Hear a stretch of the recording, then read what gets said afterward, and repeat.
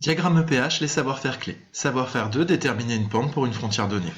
On va déterminer la pente de la frontière associée par exemple au couple PPO2, PB2+. Alors tout d'abord, il ne s'agit pas de déterminer graphiquement la pente, mais de la retrouver par le calcul.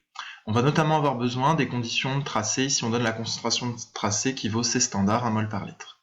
La méthodologie à appliquer est la suivante. On va écrire la relation de Nernst pour le couple considéré, on va appliquer la convention de frontière et on va exprimer le potentiel du couple redox uniquement en fonction du pH et on conclut. Je vous rappelle qu'effectivement dans un diagramme EPH, on a un faisceau de droites qui sont associés en fait à des couples, soit à des couples redox, soit à des couples acide-base. Donc ici il s'agit d'un couple redox. On va passer à la correction. On écrit la demi-équation du couple PBO2, PB2+. On applique la relation de Nernst. Ici, la difficulté, c'est de considérer qu'il y a effectivement 2 électrons échangés, que l'activité de PBO2, qui est un solide, vaut 1, et que l'activité de l'eau solvant vaut 1 aussi. J'ai mis les C standards pour l'homogénéité.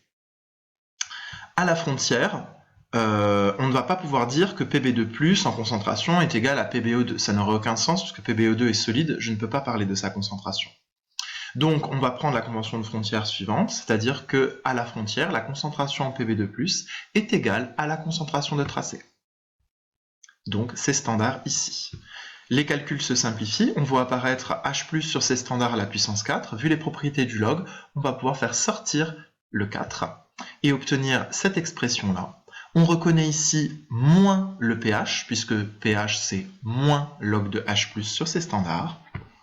On obtient finalement le potentiel du couple considéré est égal à potentiel standard PBO2, PB2+, moins 0,12 pH. Donc finalement, la pente de cette droite va être égale à moins 0,12 volts par unité de pH, puisque je vous rappelle qu'une pente a éventuellement une unité. Ici, l'équation est en volts, donc on a bien une pente de moins 0,12 volts par unité de pH.